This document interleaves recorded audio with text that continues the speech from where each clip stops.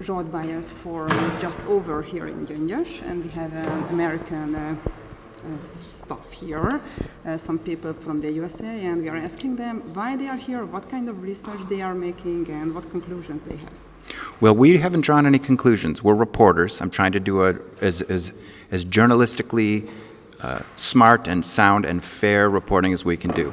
We are looking at a number of different things with this film. We're looking at hate, we're looking at bigotry, we're looking at bias, we're looking at anti-Semitism. And when we said we were going to come to Hungary, where a lot of international news has been talking about issues of these issues here, particularly with the elections, and these are not, I don't think it comes as a surprise to know that the international community has been talking about these things, particularly in Hungary, also a little bit in Poland, Slovakia.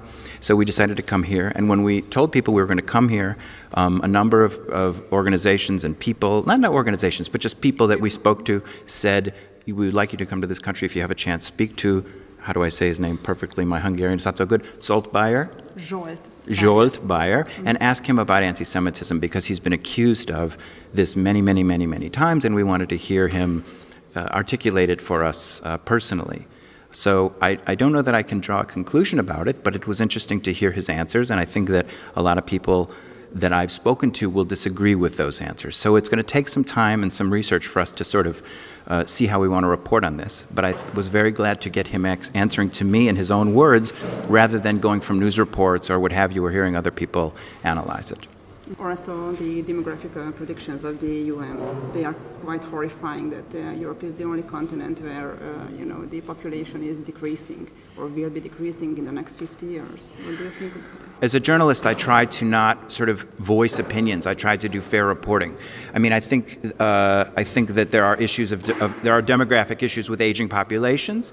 There are demographic issues with immigration. People are moving in and out of countries. You have the educated people traveling from one country to another. We call it, in the United States, we call it the brain drain. Yeah.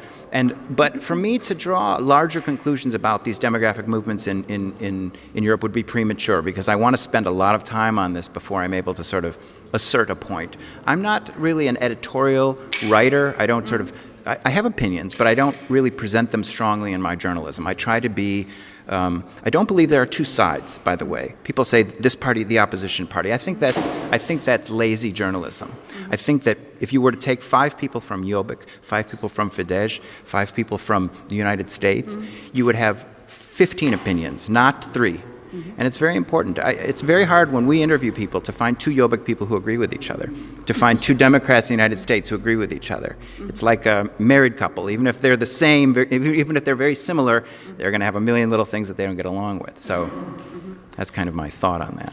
Can you talk about a little about your movie, the movie you're making? It's a 2-hour documentary that's for public television in the United States, our public channel. We have international distributors who will hopefully license it around the world, but, if Hungary wants it, if Hungary doesn't want it, I can't control it. One of the things we're looking very closely at in this film, though, is anti-Semitism. Specifically, what drew a lot of attention to this issue was that in France there were a lot of murders, primarily by Muslim and Arabs who lived in France, who were going into schools and synagogues.